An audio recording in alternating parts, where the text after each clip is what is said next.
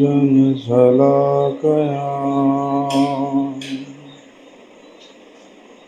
चक्षुरुन्मिलितं येन तस्मै श्रीगुरवे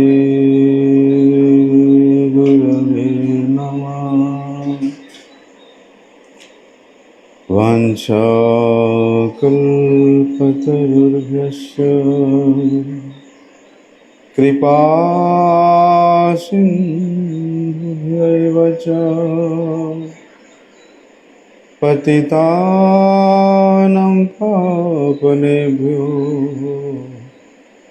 वैष्णवेभ्यो नमो नमः। नमो महावदन्याय कृष्णप्रेमप्रदायते कृष्णाय कृष्णचैतन्य नामिने गौरत्विषे नमः। नमस्ते तुहलग्राम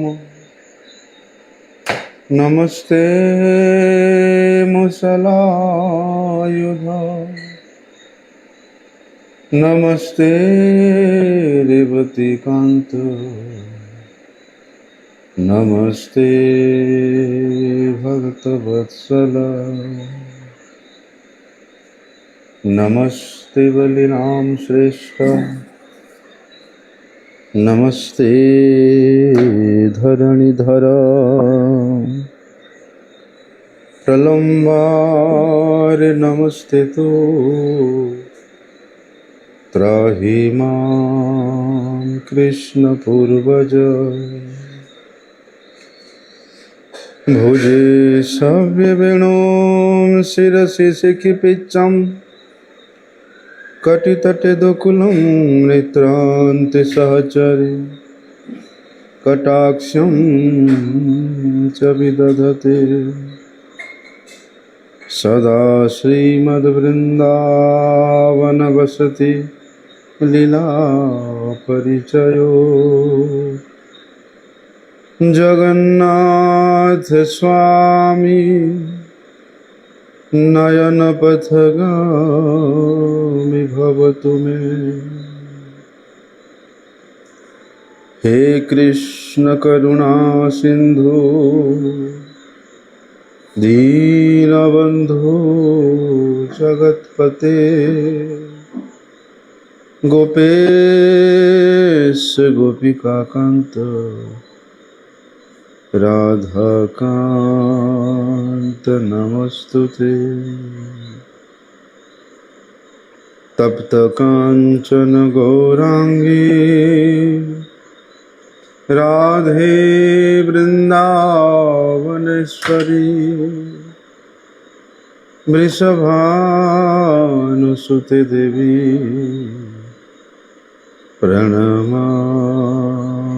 हरिप्रिये। वन्दे नन्दव्रजस्त्रीणां पादरेणुमभीक्ष्णसा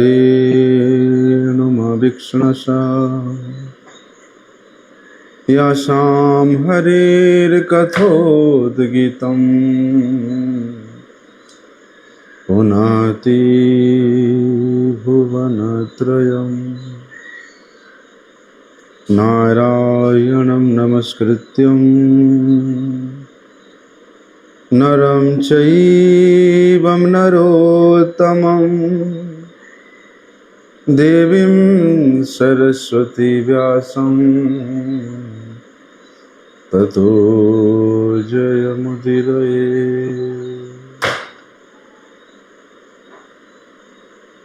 भक्त्या विहीनं अपराधलक्ष्ये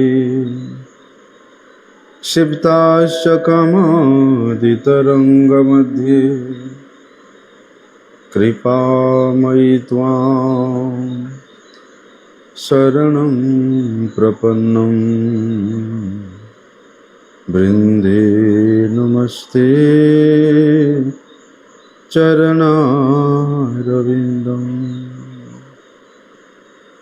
पतितपावन परम करुणामय परम आराध्यतम श्री गुरुपाद पद्म नित्यलीला प्रविष्ट विष्णुपाद परमहंस शिला भक्ति वल्लभ तीर्थ गोस्वामी गुरु महाराज जी के श्री अभय चरण कमल में साष्टांग दंडवत प्रणाम करते हुए उनकी अहेतु की कृपा प्रार्थना करता हूँ। परमाराध्यतम शिक्षा गुरुपाद पद्म नित्यलीला प्रविष्ट विष्णुपाद परमहंस शिला भक्ति विज्ञान भारती गोस्वामी महाराज जी के श्री चरण कमल में साष्टांग दंडवत प्रणाम करते हुए उनकी अहेतु की कृपा प्रार्थना।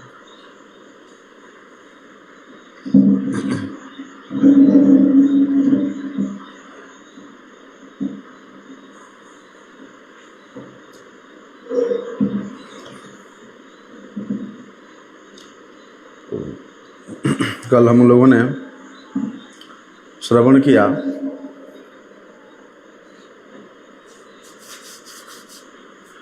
कि सुखदेव गोस्वामी परीक्षित महाराज को प्रोत्साहित कर रहे हैं कि अभी भी परीक्षित महाराज के पास 7 दिन का समय है अपनी वास्तविक कल्याण प्राप्त करने के लिए। और ये 7 दिन में परीक्षित महाराज को श्रीमद् भागवत कथा के माध्यम से भगवान के विषय में श्रवण करना कीर्तन करने का परम सौभाग्य प्राप्त हुआ है। और वो भी संजोग ऐसा है, साक्षात ब्रह्मर्षि श्री सुखदेव गोस्वामी जी के मुखारविंद से श्रवण करने का उनको परम सौभाग्य प्राप्त हो रहा है। इसलिए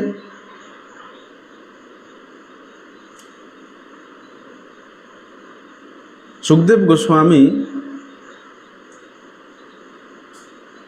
उस आध्यात्मिक अवस्था के सर्वोत्कृष्ट स्थान पे विराजमान है, जिनका केवल स्मरण भी किया जाए, जिनके नामों का उच्चारण भी किया जाए, उसी से ही भगवत स्मृति उस स्मरणकारी के हृदय में विराजमान रहेगा। इसलिए ऐसे कई महात्मा हैं जिन्होंने शय्या त्याग करने से पहले ऐसे श्रेष्ठ श्रेष्ठ महात्माओं का, रसिक जनों के नामों का स्मरण करते हैं। क्योंकि भले ही भगवान के नाम का स्मरण करने से भगवान के अशेष विशेष कृपा से परिमंडित उनके लीलाओं का स्मरण ना हो,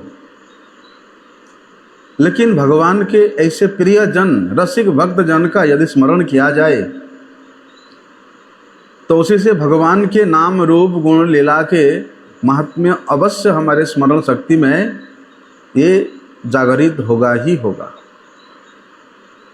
और परीक्षित महाराज को ऐसी परिप्रेक्षी में उनके भाग्य खुल गया है कि साक्षात सुखदेव गोस्वामी जी उनको श्रीमद् भागवत के रूप में भगवान के जो वांग्मय स्वरूप है उसको पान करा रहे हैं, भागवत के रस को पान करा रहे हैं। और जितने सुंदर ढंग से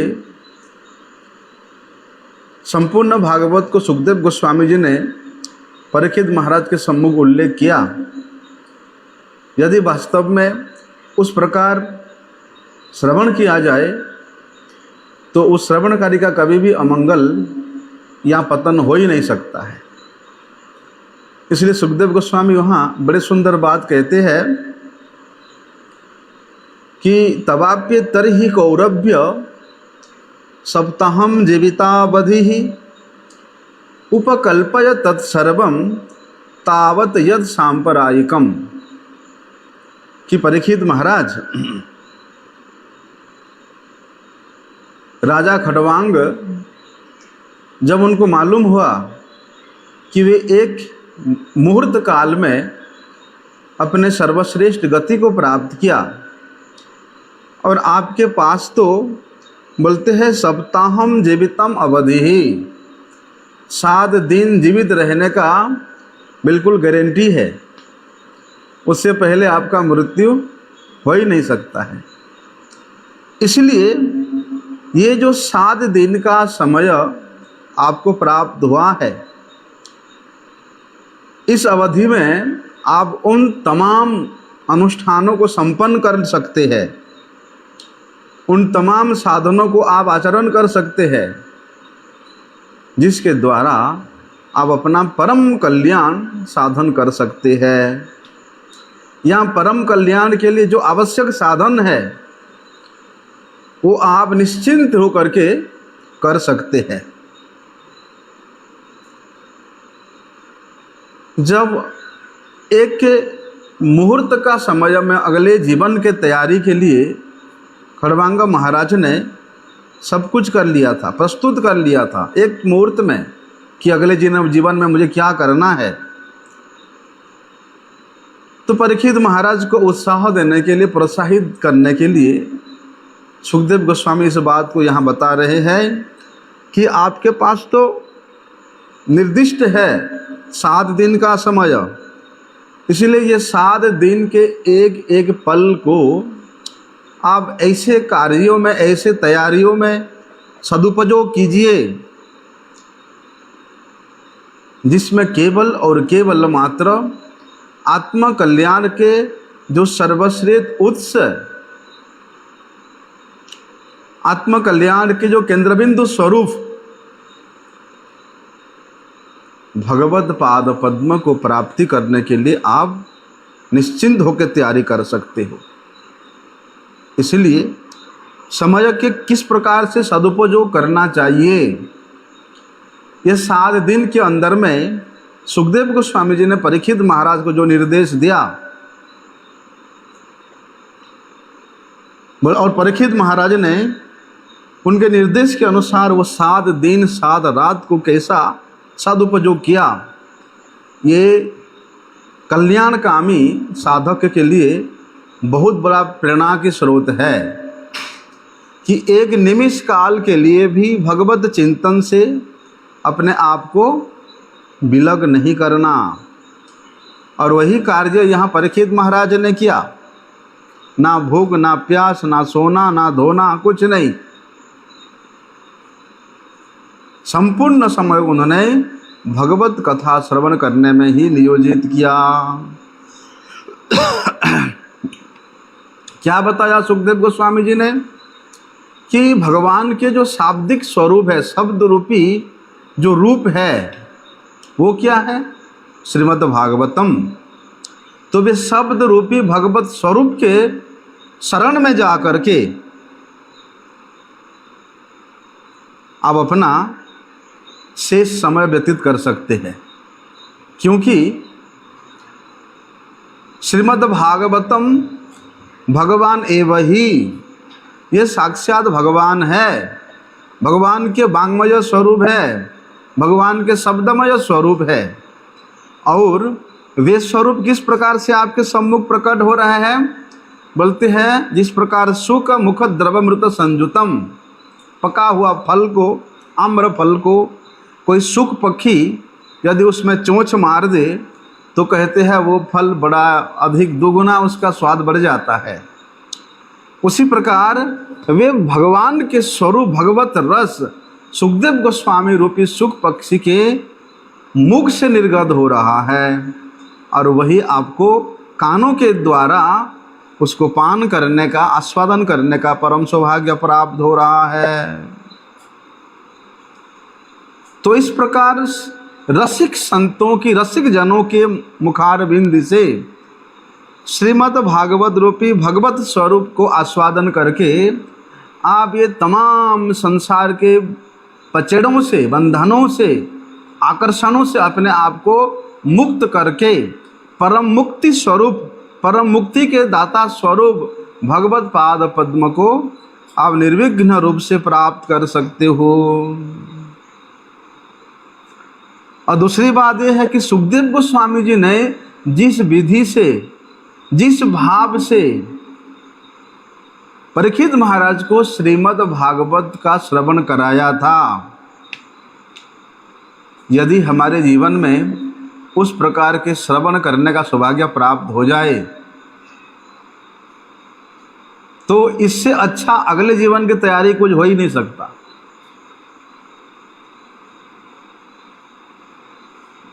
लेकिन ऐसा रसिक संत के मुख से होना चाहिए। बोलते हैं रसिक जनों के मुख से भगवान के नाम हो, भगवान के लीला कथा हो, यदि कोई श्रद्धालु जीव श्रवण करता है तो वे शब्द रूप में भगवान उसके कानों के द्वारा हृदय में प्रवेश करते हैं और उसके हृदय को परम निर्मल कर देते हैं, परम पवित्र कर देते हैं। और भगवान वहीं उस हृदय रूपी सिंहासन में भगवान विराजमान हो जाते हैं। और भगवान के इस प्रकार विराजमानता को यदि भक्त अनुभव कर ले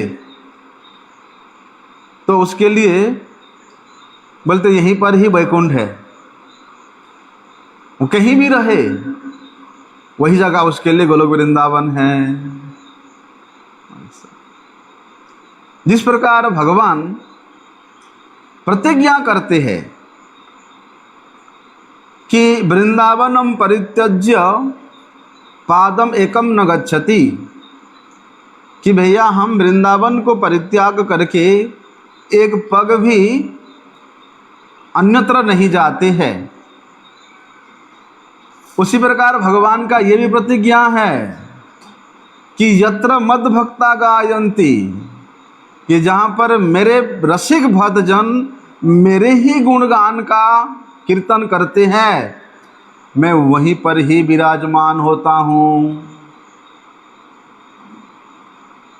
और भक्त का वो हृदय इतना निर्मल हो जाता है, पवित्र हो जाता है, इतना रस में अप्लायित हो जाता है कि वे भक्त चाहे ये शरीर हो, चाहे और कोई शरीर हो, चाहे स्वर्ग लोग हो, ब्रह्म लोग हो, वैकुंठ लोग हो, उसके लिए कोई विशेष पार्थक्य नहीं होता है, क्योंकि वे सर्वत्र कृष्ण दर्शन करता है, भगवत दर्शन करता है।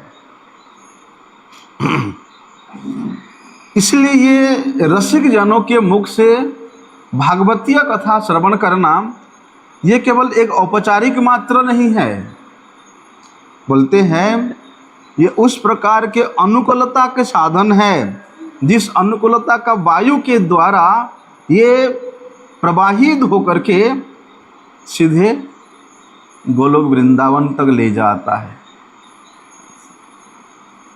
इसलिए वहाँ सुखदेव गोस्वामी बताते हैं कि अंत काले तु पुरुष आगते गत साध्वसः छिन्द्यात् असंग शास्त्रेण देह अनुयेचतम।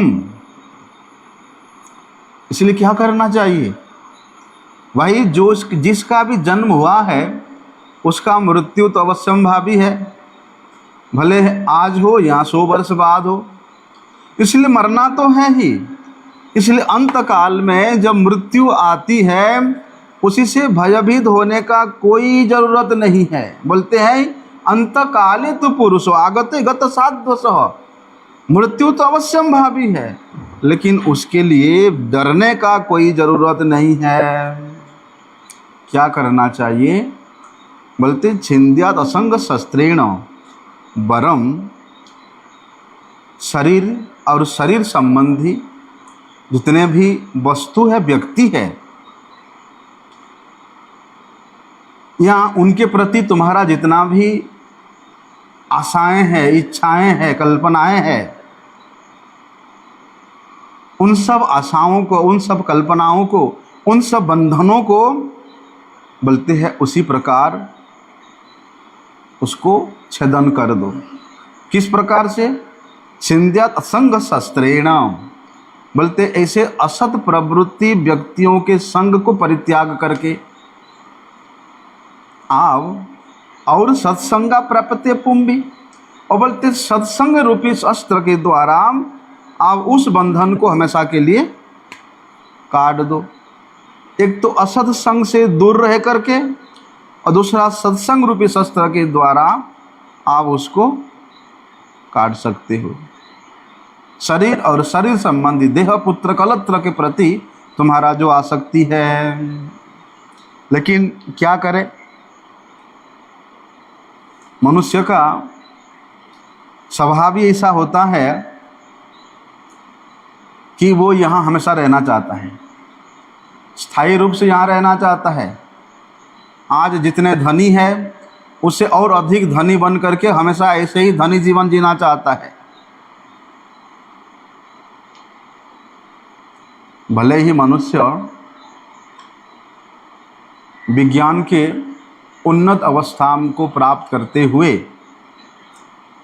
कितना भी वो यहाँ भोग विलास प्रमत्त जीवन यापन जीने के लिए प्रयास करे, लेकिन ऐसा कोई आविष्कार नहीं किया कि वो इसको छोड़ करके यहाँ उसको जाना ना पड़े। लेकिन ना एक दिन उसको सब कुछ छोड़ करके यहाँ से जाना ही पड़ेगा, छोड़ना ही पड़ेगा। माया के द्वारा जो भी सृजित वस्तु है वो हमेशा के लिए नहीं है, चाहे ये शरीर हो, चाहे शरीर संबंधी वस्तुएं हो, उसको भैया तुमको यहाँ से छोड़ना ही पड़ेगा। हम लोग सोचते हैं ना, बड़े बड़े जो साइंटिस्ट है बड़े बड़े आविष्कार कर चुके हैं, लेकिन ये लोग आत्मा के बारे में विशेष कोई जानकारी नहीं होने के कारण, आत्मतत्व के बारे में अनजान होने के कारण ये लोग सोचते हैं कि भैया सब कुछ तो इसी जीवन में है, इसी जीवन में श्रेष्ठ श्रेष्ठ वस्तुओं को प्राप्त कर लेना ही मनुष्य जीवन का सफलता है। मृत्यु के बाद कुछ भी नहीं है, सब कुछ इसी जीवन में ही है। और कुछ ऐसा विद्वान अपने आप को तो बोलते हैं, लेकिन वो विद्वत मंडली के रूप में उनको स्वीकार नहीं किया जा सकता। थोड़े से ज्ञान प्राप्त करके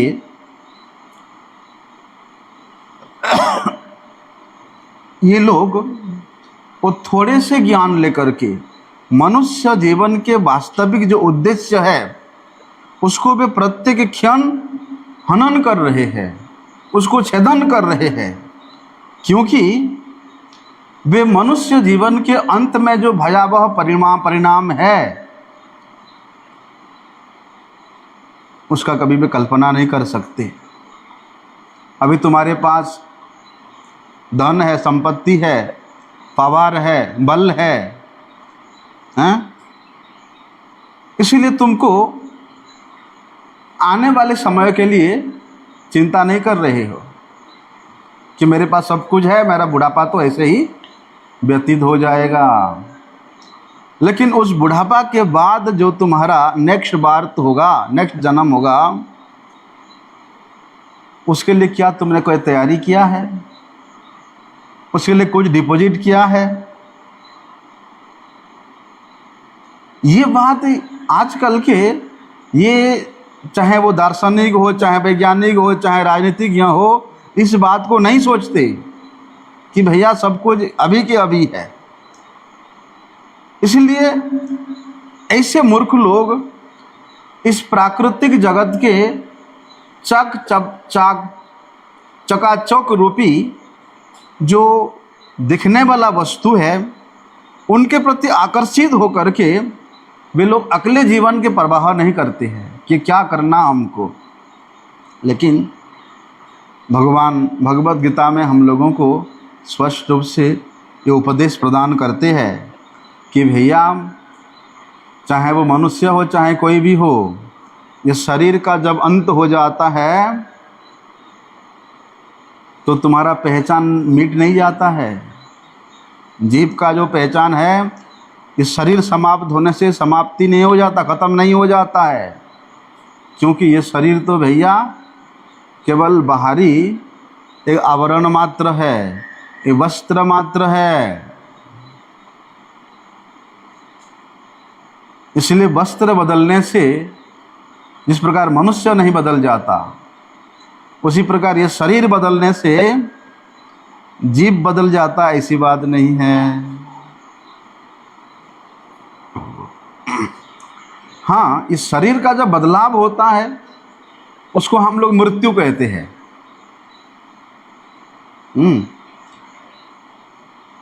आत्मा इस शरीर को छोड़ करके जब दूसरे शरीर में जाता है तो ये पुराने शरीर का जो बदलाव है या उसका जो पतन है उसको मृत्यु कहते हैं।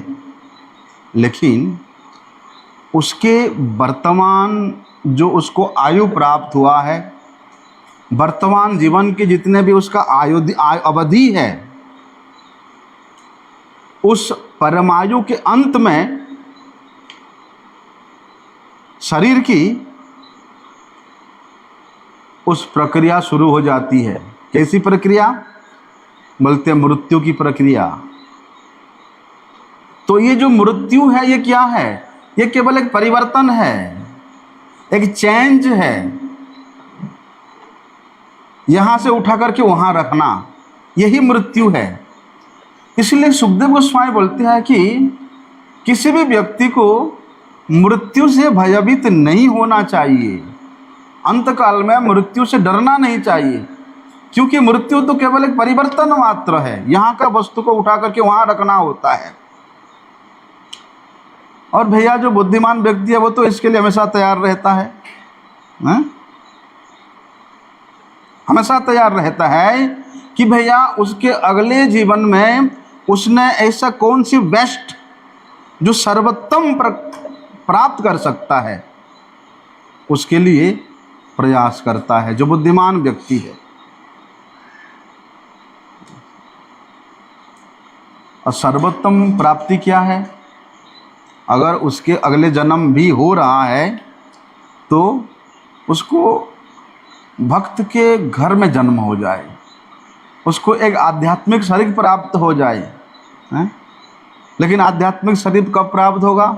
जब वो स्थूल शरीर को छोड़ करके भगवान के धाम को प्रवेश करेगा। यहाँ बोलते हैं ना ब्रह्म में लीन हो जाता है। ब्रह्म में लीन होने के लिए भी ये स्थूल शरीर को त्याग करके जाना पड़ता है, तब उसको बोलते हैं स्पिरिचुअल बॉडी। इसीलिए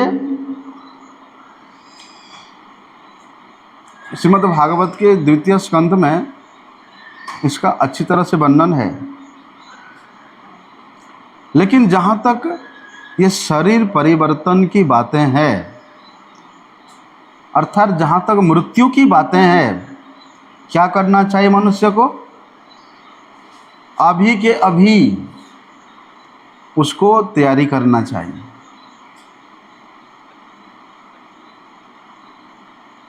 क्योंकि पता नहीं उसका जीवन की अवधि कब तक है, उसका परमायु कब तक है, पता नहीं। लेकिन जब ये पता चल गया कि भैया मृत्यु तुम्हारा अवश्यंभावी है, और मृत्यु मतलब तुम्हारा परिवर्तन, शरीर का परिवर्तन अवश्यंभावी है, इसलिए पहले के शरीर के अकॉर्डिंग तुमने क्या किया, क्या तुम्हारा नेक्स्ट वर्ड उसके अनुसार ही होता है। यदि पशुचित कार्य किया है तो उसको पशु योनि में जन्म लेना पड़ेगा।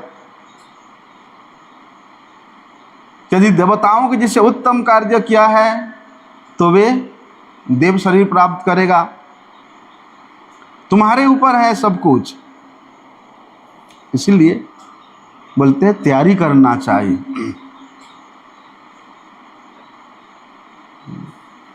केवल ये वर्तमान जो जीवन है, परमायु है, उसको केवल उस वस्तु के लिए महत्व नहीं देना जो वस्तु तुमको बिना प्रयास के प्राप्त होगा। सुख के लिए व्यक्ति अनेक कुछ प्रयास करता है, बावजूद उसको दुख मिलता है। इसलिए ना तो सुख में तुमको अत्यधिक खुश होना चाहिए और ना ही दुख में तुमको उद्विग्न होना चाहिए। बीतराग भयक्रोधः, बल्कि ये सुख और दुख रूपी पिंजरे से अपने आप को मुक्त करके, बीतराग हो करके क्या करना चाहिए? बोलते अपने नेक्स्ट के लिए तैयारी करना चाहिए। ना जी ना, हम इसी जवान में ही, इसी आयु में ही हम सब कुछ भोग लेंगे, सब कुछ कर लेंगे। शारीरिक बल के प्रति तुम्हारा कितना भी अभिमान हो, वो हमेशा रहने वाला नहीं है।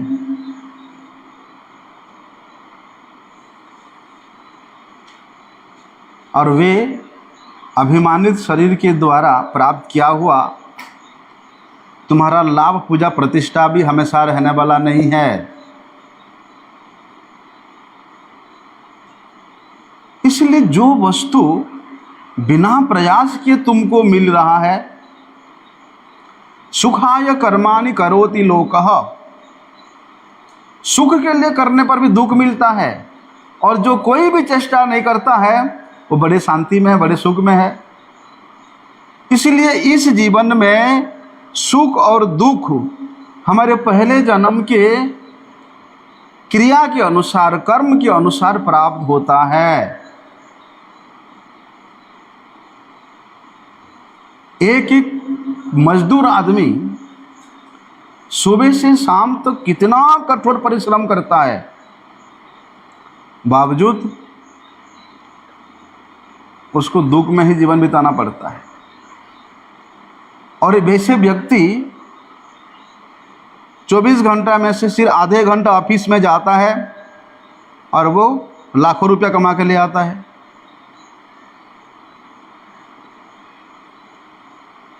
ज़्यादा प्रयास नहीं किया उसने, लेकिन उसको मिल गया।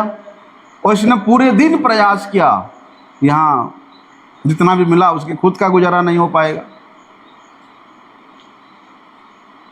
इसलिए कितना भी प्रयास कर लो आप इस जीवन को, इस भौतिक रूप से आप समृद्ध करने के लिए, वो तो केवल आपका समय का अपव्यय ही है। इसलिए बुद्धिमान व्यक्ति क्या करता है, बोलते भैया इस मनुष्य शरीर में जो वास्तविक धन है उसको कमाने के लिए लग जाता है। और वो क्या है, बोलते छित्वा असंग शास्त्रेण, बोलते हैं असत्संग को परित्याग करके और सत्संग रूपी अस्त्र के द्वारा इसको छेदन करके। किसको छेदन करके? यही अभिमान को, यही प्रतिष्ठा को, यही प्रतिष्ठा के पीछे तुम्हारे जितना भी पुत्र कलत्र परिवार है उनके बंधन को काटने का सबसे श्रेष्ठ अभी तुमको मिला है अस्त्र, इसलिए छेदन कर दो। और भैया कहते ये जो संबंध है, जगत की संबंध, ये केवल ये शरीर में सीमित नहीं रहता, इसका लंबा चौड़ा लिस्ट है। कितने उसका रिश्तेदार होते हैं, पत्नी होती है, बच्चे होते हैं, समाज होता है, देश होता है, ये लंबा है, इसका इतना विस्तार बढ़ते जाता रहता है। इसीलिए भैया जितने तुम संबंध का विस्तार करोगे वो कोई रहने वाला नहीं है। एक दिन सब के सब बोलते हैं उस मृत्यु के गाल में समा जाएंगे, सबका परिवर्तन हो जाएगा।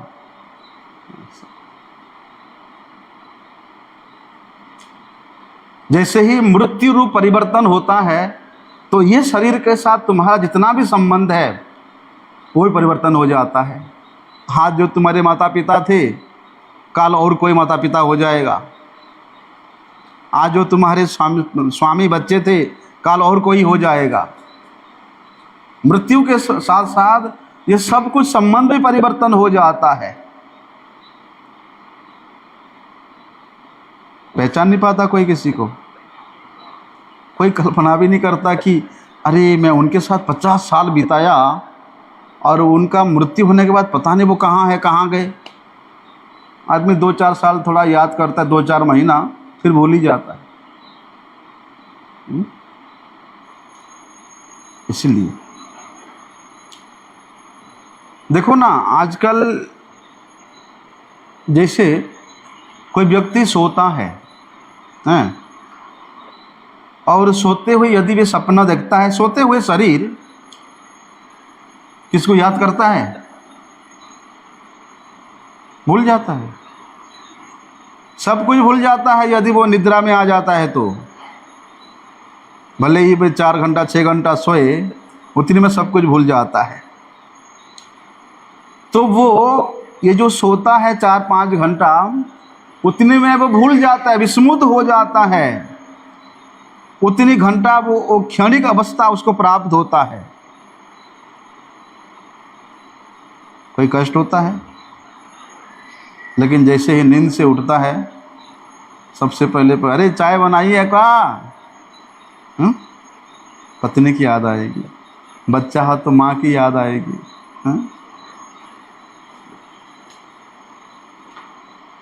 तो ये मृत्यु भी इस प्रकार, ये कुछ महीना का एक निद्रा मात्र है, कुछ महीना का निद्रा मात्र है।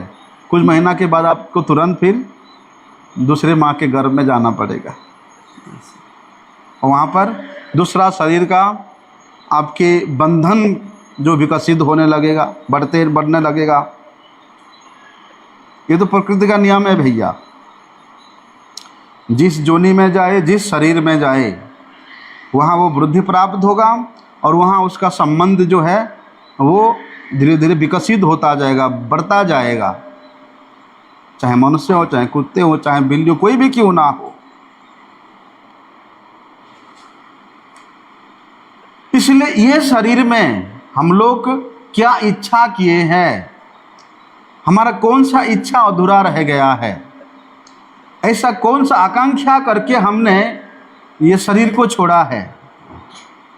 बोलते वही आकांक्षा के अनुसार, वही इच्छा के अनुसार हमको अगले जन्म में शरीर मिलेगा।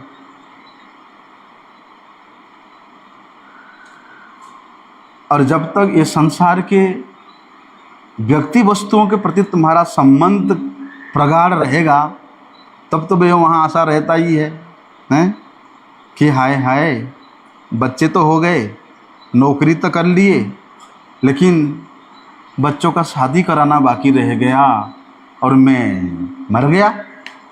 उसको फिर दोबारा जन्म लेना पड़ेगा बच्चों की शादी कराने के लिए। बड़े लोग बोलते हाय हाय पोता पोती देखना बाकी रह गया, बड़ा इच्छा था एक पोता होता और मैं मरता तो उसको पोता देखने के लिए फिर जन्म लेना पड़ेगा। ऐसा इसीलिए क्या करना है, शिक्षा ट्रेनिंग लेना पड़ेगा कि कैसे हम उसको भूल सकें। वो ट्रेनिंग को यहाँ सुखदेव गोस्वामी हम लोगों को प्रशिक्षण कर बता रहे हैं कि भैया कि छिंद्याद असंग शस्त्रेण स्पोहम देह अनुयेचतम, कि उस शस्त्र के द्वारा अभी समझ है तुम्हारे पास, सामर्थ्य भी है, तुम उसको छेदन कर दो, उसको काट डालो।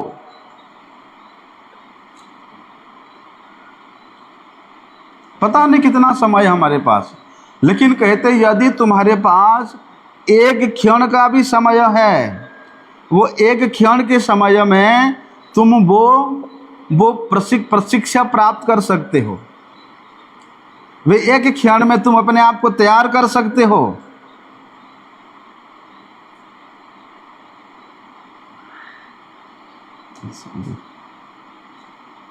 और जहां तक परीक्षित महाराज की बात है, उनके पास 7 दिन का समय है, लेकिन हम लोग तो अभी जिए भी कुछ दिन तक, कुछ साल तक अभी हम जिंदा रहेंगे।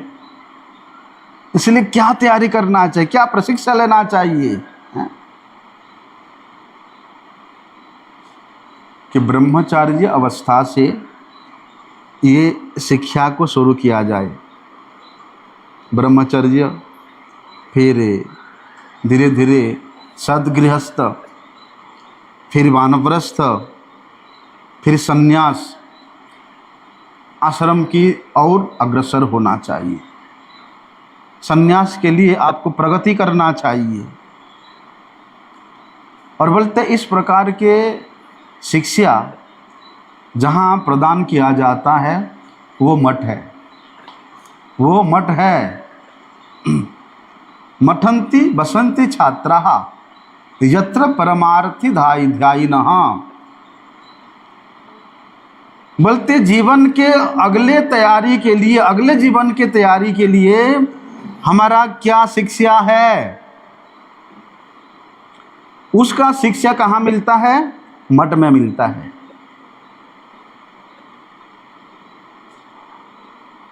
केवल खाना पीना सोना नहीं, जागतिक विद्या में, जड़ विद्या में आपको इसी जीवन के लिए क्या तैयारी करना है, अर्थात भौतिक भोग भोगने के लिए आपको क्या तैयारी करना, उसकी शिक्षा मिलता है।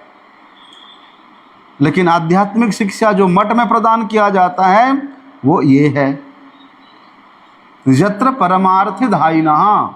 जहाँ परमार्थ की शिक्षा, आध्यात्मिक शिक्षा, अगले जीवन के लिए तुम्हारा क्या तैयारी है, उसकी शिक्षा मठ में मिलता है। और मठ में वास करते हुए भी यदि हम लोग उस शिक्षा से रहित रहे, वंचित रहे, तो धिक्कार है इसे जीवन को, मठवासी जीवन को।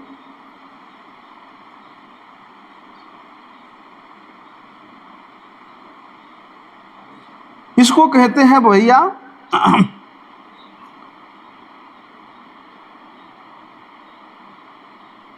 जहां पर इस प्रकार की शिक्षा मिलता है, ऐसे शिक्षा में शिक्षित होने वाले जितने भी जन हैं वो सनातन धर्म के द्वारा या वर्ण और आश्रम धर्म के द्वारा अपने आप को संयुक्त करके वेद विहित कर्म के अनुसार, वेद विहित नियम के अनुसार अपने जीवन के एक एक पल को वे व्यतीत करते हैं। अर्थात जीवन के जो सर्वोत्तम विधि है, एक जीने का जो कला है, जिसको आर्ट ऑफ लाइफ कहते हैं,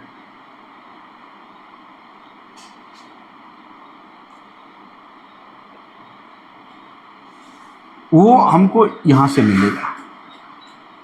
और वास्तव में जीने के लिए पद्धति सीखना ही ये मनुष्यता है।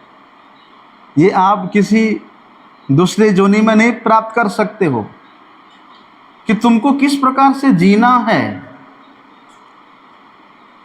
एक संस्था है आर्ट ऑफ लिविंग, सुना है नाम? यद्यपि उनके जो सिद्धांत थोड़ा सा अलग है, लेकिन वास्तविक आर्ट ऑफ लिविंग तो ये है भैया कि नेक्स्ट बार्थ के लिए जो सर्वोत्तम विधि है वो तुमको दिया जाना चाहिए, सबसे उत्तम विधि, श्रेष्ठ विधि। और वो विधि को यहाँ सुखदेव गोस्वामी जैसे महान संत बताते हैं कि हरिर नामानुकीर्तनम, कि अपने जीवन को हरिनाम संकीर्तन में संलिप्त करना ही ये सबसे श्रेष्ठ विधि है। लेकिन वहाँ तक पहुँचने के लिए सुखदेव गोस्वामी जी ने हम लोगों को कितने सारी उपाय बताया है कि भैया वर्ण और आश्रम धर्म में जितने भी विधि विधान हमारे वेदों में वर्णन है उसको तुमको पालन करना पड़ेगा। उन विधि विधानों को पालन किए, अर्थात साधन भक्ति के प्रारंभिक अवस्था से लेकर प्रेम भक्ति के सर्वोत्कृष्ट अवस्था तक कैसा जीना चाहिए एक एक पल, उसको सुखदेव गोस्वामी जी ने वर्णन कर रहे हैं। इसलिए सबसे श्रेष्ठ विधि क्या है कि भैया पंचात सात ऊर्ध्वम वनम ब्रजे, कि बहुत भोग लिया तुमने, अब तो 50 वर्ष हो गया, अब तो छोड़ दो, त्याग दो, चले जाओ वन में।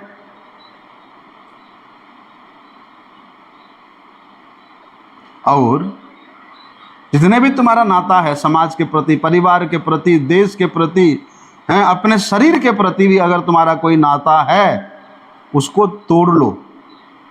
वानप्रस्थ में चले जाओ, संन्यास के लिए आप वानप्रस्थ में रह करके संन्यास के लिए आपको तैयारी करना चाहिए, संन्यास जीवन के लिए।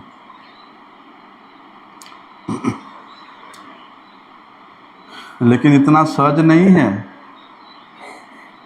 परिवार के संबंधों को छोड़ना, पारिवारिक बंधनों से मुक्त होना इतना सोजा नहीं है। क्योंकि भैया जो ये इसका शिकार बन जाता है, प्रभुपाद जी क्या कहते हैं कि स्वजनाख्य दस्युहु, जिनको तुम अपने स्वजन के रूप में आज देख रहे हो, वास्तव में वे दस्यु है। तुम्हारे समय को,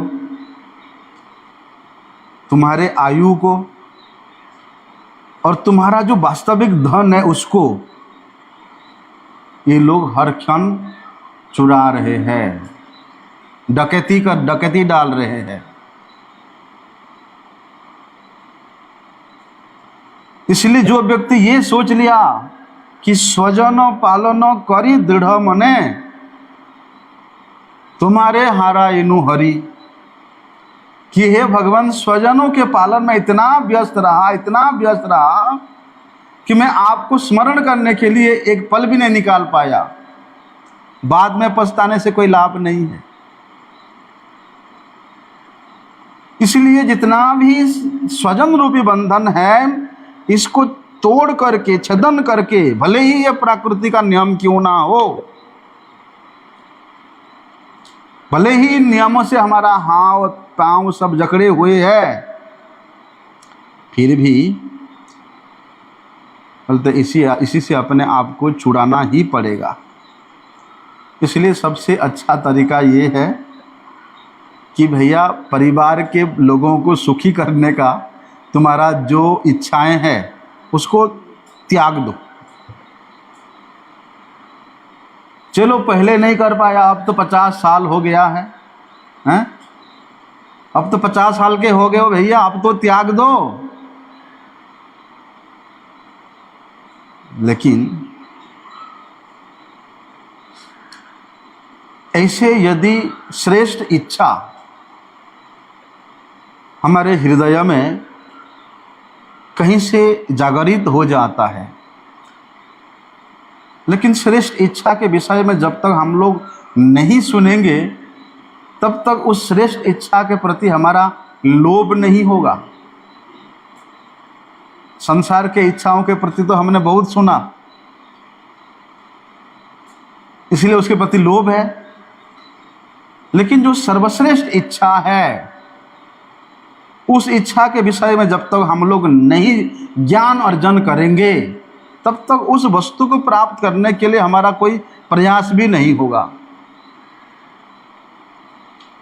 इसलिए क्या कहते हैं, ततो दुस्संगम उत्सृज्य सदसुसज्जत बुद्धिमान, कि भैया बुद्धिमान व्यक्ति ये अपनी स्वजन रूप जो दुस्संग है उसको परित्याग करके सत्संग में जा करके उस वास्तविक इच्छा को प्राप्त करता है। और यदि इस प्रकार के इच्छा, इस प्रकार का लोभ यदि तुम्हारे हृदय में सौभाग्य क्रम से जागृत हो गया, वैसे तो ऐसा लोभ इतना सोजा नहीं है किसी के हृदय में जागृत होना,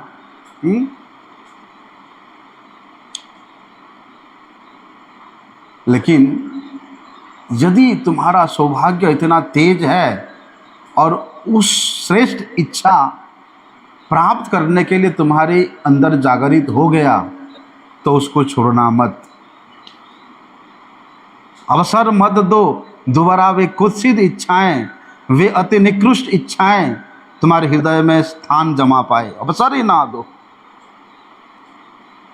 क्योंकि भैया इच्छा करना जीव का स्वभाव है, ये इच्छा उसके साथ जुड़ा हुआ है। इच्छा के बिना जीव नहीं रह सकता है, कुछ ना कुछ इच्छा तो वे करता ही करता है।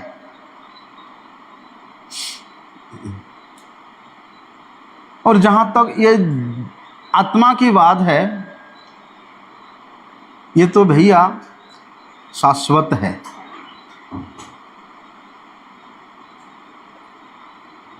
इस प्रकृति के अंतर्गत नहीं है, इस पांचभौतिक शरीर के अंतर्गत नहीं है, इसलिए उसका नाम मृत्यु है।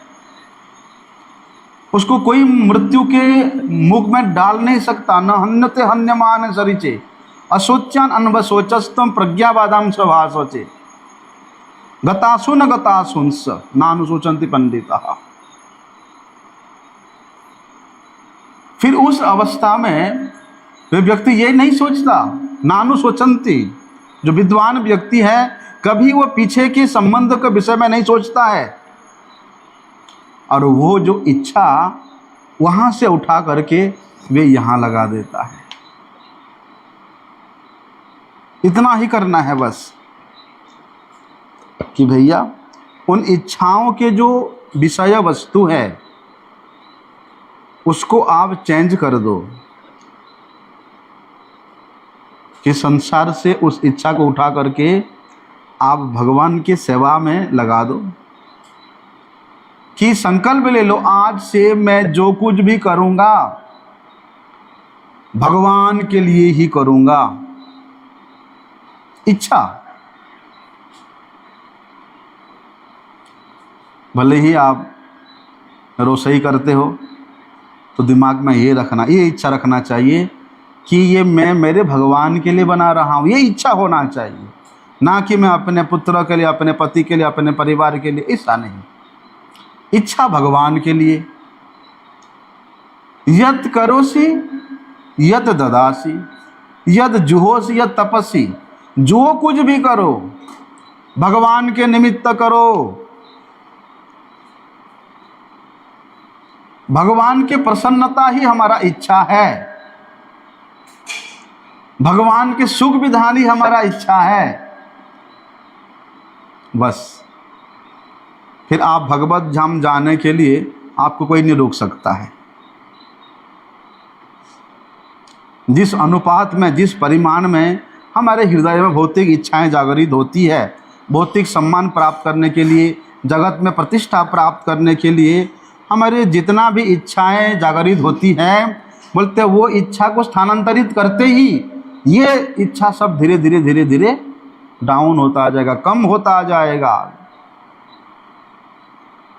क्योंकि भैया जीव जो है ना, ये सेवा के लिए ही है, सेवा के निमित्त है। इसलिए वो सेवा संसार का कर रहा है या भगवान का कर रहा है, ये विचार करने योग्य है। यदि वे सेवा या सेवा की जो मनोवृत्ति उसने भगवान, भक्त, भगवत नाम, भगवत धाम की ओर मोड़ लिया तो उसका कल्याण है।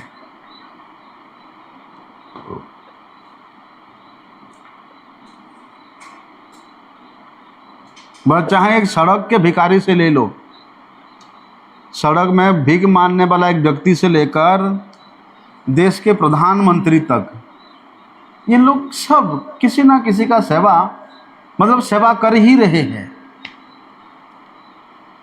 लेकिन उन सेवाओं के वृत्ति को यदि आप परिपूर्णता प्राप्त कराना चाहते हो तो उस वृत्ति को आप भगवत सेवा में लगा दो, भगवान के भक्तों की सेवा में लगा दो, आत्म कल्याण में लगा दो। बस इतना फर्क है।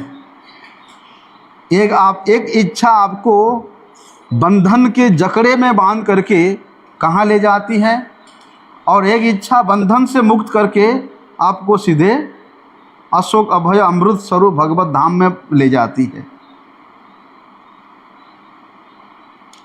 इसलिए वहाँ सुखदेव गोस्वामी बड़े सुंदर बात कहते हैं कि गृहात प्रव्रजितो धीरः पुण्य तीर्थ जलाप्लुतः शुचो विविक्त आसीनो विधिवत कल्पितासन है। कि भैया उस प्रकार के इच्छा को जागृत करने के लिए कुछ विधान है, कुछ नियम है जिसको पालन करना पड़ेगा। सबसे पहला नियम ये है कि तुमको घर को छोड़ना पड़ेगा। घर मतलब शरीर और शरीर संबंधी वस्तुओं के प्रति आसक्ति को छोड़ करके आत्मसंयम होने के लिए प्रयास करना पड़ेगा। अर्थात अपनी बुद्धि को आत्मा में, चित्तवृत्ति में केंद्रित करके रखना पड़ेगा। और बोलते हैं शुचो विविक्त देश आसीनो पुण्य तीर्थ निसेवनात्, पुण्य तीर्थ स्थलों में जा कर के जहाँ भगवान के भक्तजन नित्य निवास करते हैं, जहाँ भगवान के कथा, भगवत कीर्तन, भगवत गुणगान नित्य निरंतर होती रहती है, बोलते ऐसे तीर्थों में जा कर के वहाँ शुद्ध भाव से उन तीर्थों का आश्रय लेना पड़ेगा। और बोलते उस प्रकार के आसन में जितासनो जितश्वासो जितेंद्र जितक्रिया, कुछ आसन की बातें वहाँ सुखदेव गोस्वामी बताते हैं। उन आसनों के ऊपर अपने आप को अधिष्ठित करना पड़ेगा। जिस प्रकार से होता ना वो कीड़ा,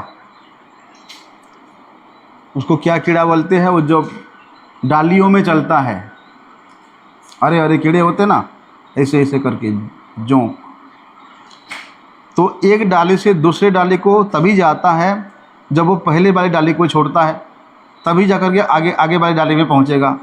ना जी ना, हम पीछे के डाली को भी पकड़ के रखेंगे और आगे के डाली में भी जाएंगे, संभव है? नहीं है।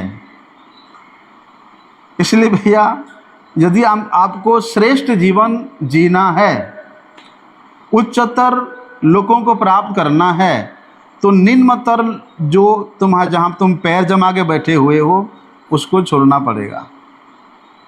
नहीं तो आप उनसे उठ नहीं सकते हो, छोड़ना ही पड़ेगा। और जहाँ तक वर्णाश्रम धर्म की है, यह पद्धति हम लोगों को क्या शिक्षा देती है? पंचाशाद उद्दम्बनम व्रजेत, कि जहाँ तुम एकदम कुंडलाकार लगा करके बैठे हुए हो सांप जैसा, कि मेरा घर, मेरा परिवार, मेरा धन, मेरा बच्चा, हैं, कुंडली मार के बैठे हुए हो, बोलते 50 साल के बाद कम से कम उसको तो त्याग दो, उसको तो छोड़ दो। ये वर्णाश्रम धर्म का नियम है। यदि 50 साल के बावजूद भी यदि कोई व्यक्ति ये कुंडली बना करके वहाँ बैठा हुआ है, तो वे अगले जन्म में सांप ही बनेगा।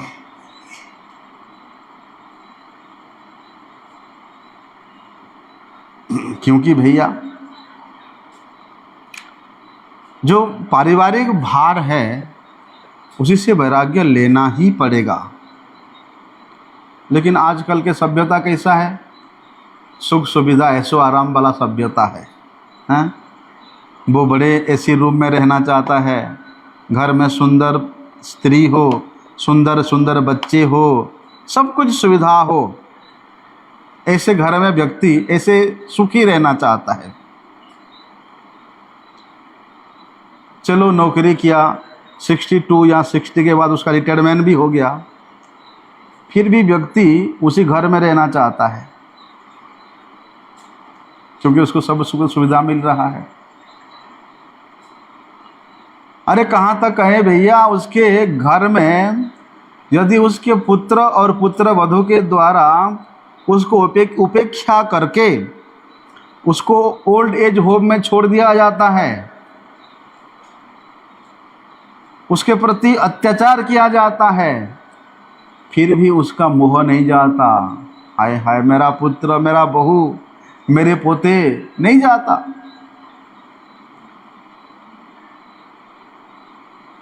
इसलिए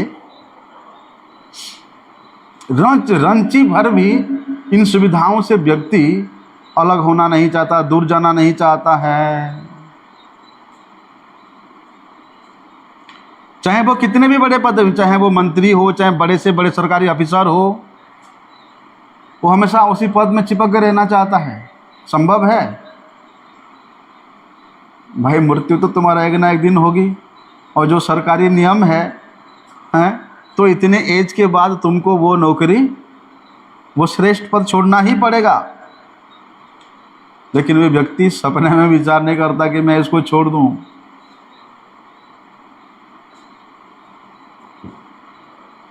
बोलते इसी मोह में पड़ करके वे जीव कितने कुछ तैयारी करता है, कितने कुछ कल्पना करता है, परिकल्पना करता है कि मैं ऐसा कर दूंगा, वैसा कर दूंगा, कितने योजनाएं बनाता है।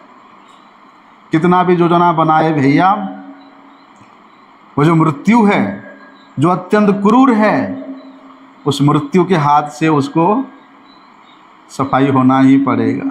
क्रूर मृत्यु उसके तमाम योजनाओं को, उनकी उसके तमाम प्लानिंग को, तमाम इच्छाओं को, जो उसने इतना तैयारी कर रहा है, सबको तहस नहस कर देता है। कोई प्लानिंग उसका नहीं रहता, सब तहस नहस कर देता है। इसलिए उसके साथ ही उसको ये शरीर भी त्यागना ही पड़ता है। जिस शरीर के द्वारा उसने इतना कल्पनाएं कर रहा था, परिकल्पनाएं कर रहा था, वो शरीर भी उसको छोड़ना ही पड़ता है, बाध्य होता है छोड़ने के लिए। तो यदि इस प्रकार के इस अल्प अवधि के मनुष्य जीवन प्राप्त करके भी हम लोग ऐसे तैयारियां करते रहेंगे, इस प्रकार के प्लानिंग करते रहेंगे, इस प्रकार की योजनाएं बनाते रहेंगे, तो उन योजनाओं के अनुसार हमको वो 84 लाख योनि में, कभी कुत्ते बिल्ली के रूप में, कभी जलचर स्थलचर के रूप में, कभी मनुष्य के रूप में, कभी कृमि के रूप में, कभी पक्षी के रूप में, कभी स्वर्ग में, कभी नरक में, कभी पाताल में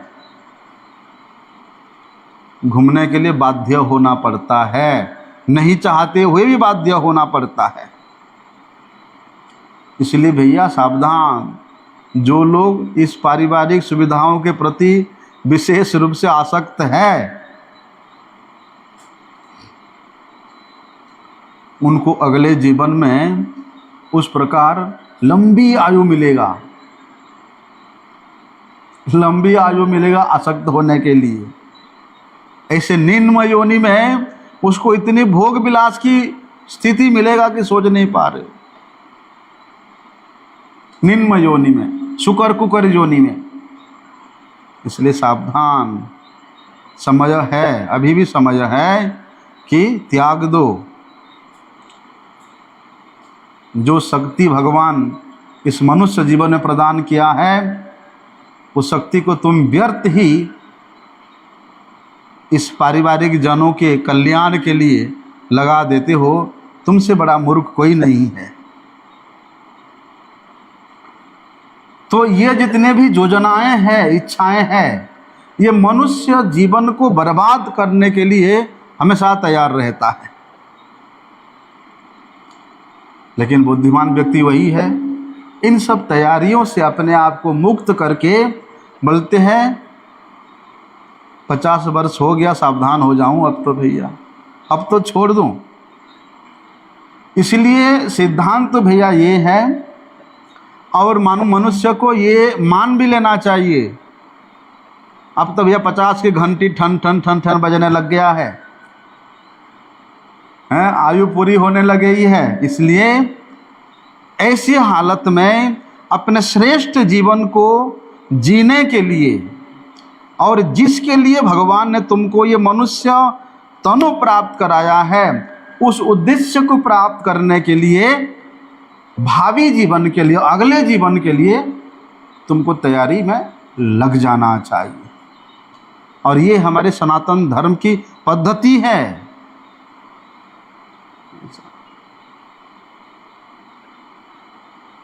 जिससे पहले सती प्रथा थी कि स्वामी यदि वीरगति को प्राप्त करता है तो स्त्री उस स्वामी के साथ उसको भी जला दिया जाए, जल की स्वयं की इच्छा जल जाती थी। हालांकि इस प्रकार के प्रथा कोई शास्त्र में नहीं है, कोई वेद में नहीं है, ये तो एक सामाजिक कुप्रथा था। लेकिन फिर भी लोग जलते हुए अंगार में घुसने के लिए पीछे नहीं हटते थे। और समाज भी इतना कुत्सित था कि उस बेचारे को बाध्य किया जाता था, उसकी इच्छा नहीं होते हुए भी वो पति के साथ जलने के लिए मजबूर होती थी। तो जो ये साधारण सामाजिक प्रथा के लिए जहाँ तुम अपने जीवन को जला करके बर्बाद कर देते हो, वहाँ तुम तैयारी कर सब कुछ कर सकते हो। और यहाँ 50 वर्ष बाद जो हमारे शास्त्र निर्देश करती है, तुम उस परिवार को नहीं छोड़ सकते हो, भगवान के भजन में नहीं जा सकते हो। कितना श्रेष्ठ विधि हमारे शास्त्रों ने वर्णन किया है। इस विषय में कल हम थोड़ा सुनेंगे ठीक से, समय हो गया है। वंशा कल्पतरुभ्यश्च कृपा सिंधुभ्यैव च पतितानां पावनेभ्यो वैष्णवेभ्यो नमो।